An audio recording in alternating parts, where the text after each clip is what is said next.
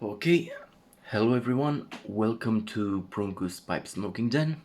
I'm Prunku, I'm in my den, and today I will be making a presentation of various methods of rehydrating your tobacco.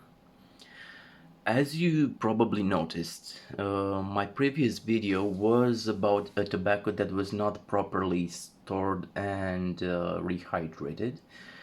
So, with this video, I hope to clean my sins, so to speak, and show you that I actually know how to rehydrate a tobacco, but a single mistake can cause damage. Um, by the way, good talk about the moisture level of tobacco can be found on Martin Chop Piper's channel, and I'll put a link to his video in the description.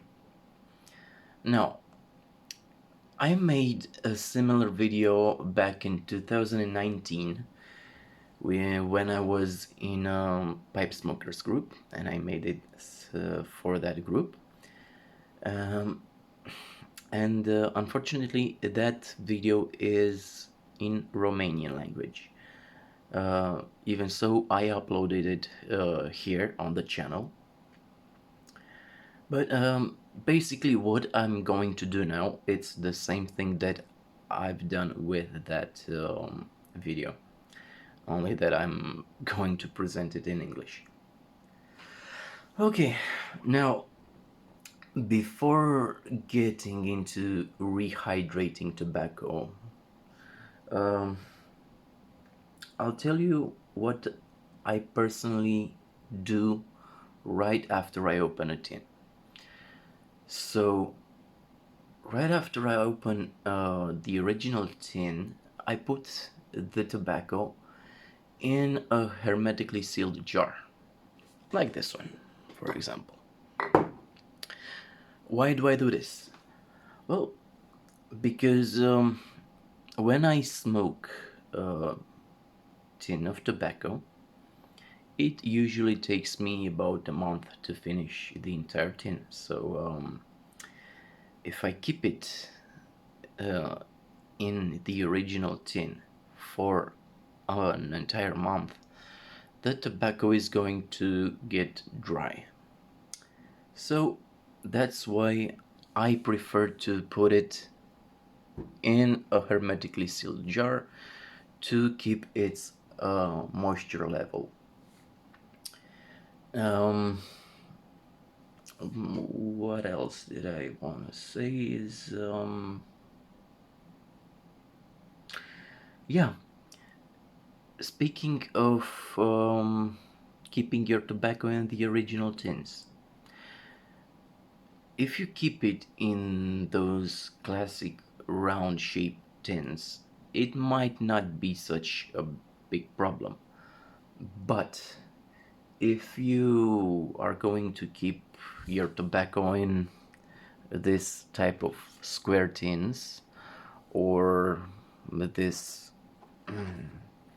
rectangular tins, it's going to be a bigger problem because after you opened them, they're not very well sealed, so they're not protecting the tobacco from air. The same thing goes with this type of tins. So once you open them, it's going to be hard to keep the tobacco at a good moisture level because of the bad system of closing the tins. In the case of the classic round tins, that might not be a problem. But yeah, anyway, if I want to dry my tobacco, I just, take like I take whatever I need for a bowl and I place it on the table and I leave it to dry, just that part for one bowl. but not the entire tin or the jar. I don't let the jar open or the tin open. I just take what I need, I dry it if necessary, and then I smoke it. So, however, a hermetically sealed jar will not permit that. I mean, especially if it is kept in a closet, like I showed in a previous video. I think it's called properly storing your tobacco. If you keep it in a jar, the problem of drying is no longer present. So, in order to avoid drying and rehydrating, I do this first. I want to avoid getting my tobacco dry and then rehydrate it. So if you can, just avoid it.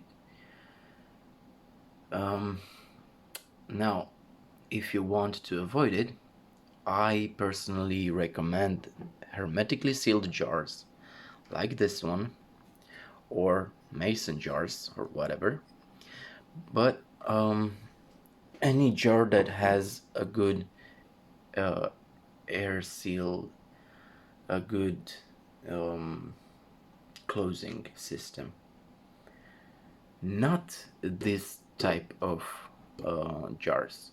Why? Because these are not always the best to keep the air away from the tobacco. These don't have such good closing systems, and many times you will see that your tobacco will still dry up if you keep it more in this type of jars. The only time that I actually use these jars is when I get a sample from friends. Like, let's say I got this sample from Silvio from Vintage Pipes Nightmares. Even if I keep them in these plastic bags, the tobacco will dry. So what I'm going to do is I'm going to place the tobacco in a small jar like this. It's better than the plastic bag. So this type of jars, just for small amounts of tobacco. That's the only time that I recommend using these. However, if you get tobacco samples like this, or I don't know, if you have a very old tin, there's a chance of dry tobacco. And dry tobacco is not a big problem as long as it's not so dry as to crumble in your fingers. So if you take the tobacco and it starts to to crumble, that is too dry. And like you will see in Modern Chop Piper's video that I put in the description, he will explain what happens to a very dry tobacco. But anyway, some people prefer their tobacco to be dry, and that's totally fine. Others prefer it to be, how should I say, wet? No, not wet. Just that good humidity. I mean, not too dry and not too wet. And that is the important thing about keeping your tobacco. And very important thing about rehydrating your tobacco, because if you rehydrate it too much, it can cause mold to develop, just as it did to me in with the Esoterica tobacco, which I posted a video about it. Now, without further ado, let me show you the methods that I recommend to rehydrate your tobacco. Now, one option is using a Hydrostone. You can find these on Amazon. I think they have it on smoking pipes as well. And they're either terracotta stones or clay stones. But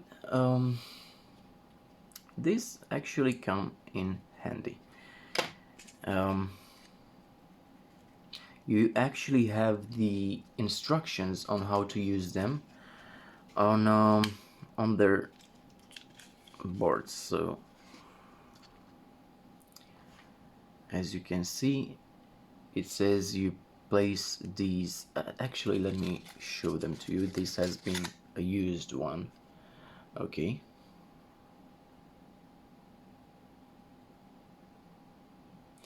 Yeah. So basically, all you need to do is you take this stone and you place it in water for like 3 to 5 minutes. You shake it off because you don't want it to be soaking wet. You don't want to put the water directly into your tobacco. And then you place it on your tobacco. For example, let's say I wanted, this was a tobacco that was dry. Okay. And I opened the jar. I put this in the tobacco and then I close it and leave it like so for about a day. Some people say a week. I don't know why. I never needed more than a day, but anyway. But as with all these methods shown here, you will need to check your tobacco from time to time to see if it's still dry or if it's too moist. Because I repeat, you do not want to have a very wet tobacco because that can lead to mold. Now, I don't always place the Hydrostone directly on the tobacco. As you can see, when I open the tin, I put the tobacco along with the original cardboard. And so if I want to hydrate this tobacco, I put the stone on this cardboard like so. Because I just don't want it to be, in direct contact with the tobacco, but that's just a personal preference when it comes to these stones. Okay, so that would be one option. The second option would be these cotton pads. Now, any woman has these pads, so you can get one from your wife or your girlfriend, or if you don't have a wife or a girlfriend, you can get them at just about any store. How to use them? Well, you basically do pretty much the same as you did with the Hydrostone. You take this cotton bud and you place it in water for 1 second, 2 seconds, and then you just squeeze it because you don't want this to be soaking wet. And after that, what I usually do is I place it on the cardboard. I wouldn't put this directly on the tobacco, because after all it's cotton, and I don't want any cotton on my tobacco. And then after you put it, you close the jar and you leave it to do its thing. Now, the next method was not mentioned in my Romanian video. This one I actually stole from Alan Kerslake. I hope I'm pronouncing his name correctly. And I'm going to put a description to his video. Sorry, a link to his video in the description. So basically, you take a paper towel, okay? You fold it like so. Actually, I took 2 paper towels here, so let me just take one. You take a paper towel, you fold it like so, and then you just spray some water on it. And then what you do is you place this here, and then you close the lid. The same, you just need to squeeze it a bit so it's not soaking wet, and you close the lid, and that's it.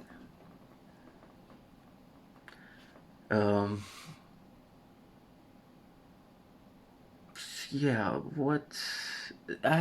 one more thing I just remembered, since I was talking about spraying. Another thing that you can do is you take your original cardboard from the tin and you just spray some water on it, place it here, not directly on the tobacco, not necessarily, of course, close the tin, that's it.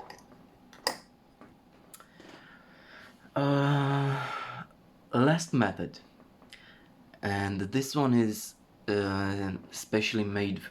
especially good for aromatic tobaccos, and that is taking an apple peel and place it on the tobacco. Now obviously you'll have to clean the apple first, but you just slice some peel off an apple and you put it on the tobacco, close the jar, and like with all the other methods, you check the tobacco from time to time to see the moisture level, okay? Not too dry, not too wet. As a bonus, some people say that you can use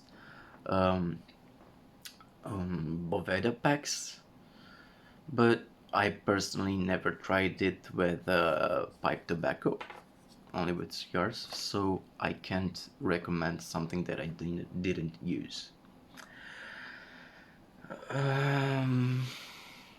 What else? One more thing about water, because there's this discussion about water. Now, some people say never use tap water, only distilled water or filtered or boiled or whatever. I don't know if it's such a tragedy to use tap water, but if you want to be holier than the Pope, then you can use some tap water. You boil it, you leave it to come at room temperature, and then use it. It's that simple. So these were the methods that I use and that I recommend. Of course, the best thing is to not get your tobacco dry in the first place. But if it happens, it happens, and this is what you can do. So that's about it. I hope this video was useful, and until next time, take care and happy puffing.